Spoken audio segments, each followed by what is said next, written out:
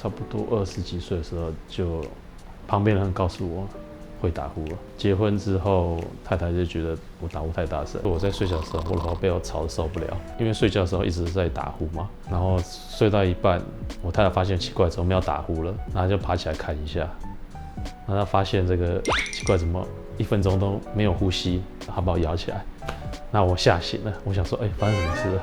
对，那她才发现有这个呼吸中止症哦，这个是我太太上网查的，市面上一些装置好像没有什么特别作用，就睡一睡会掉下来。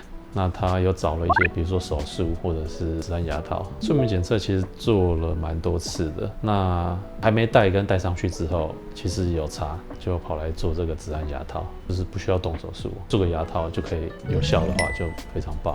戴上去睡觉的时候没有感觉。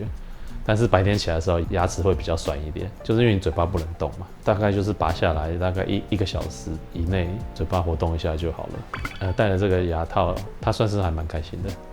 基本上打呼声音就会变很小，或者是没有声音，睡眠会比较不中断，白天会比较有精神一点。做这个牙套非常值得，不管是在这个睡眠帮助，或者是夫妻之间的和睦，对。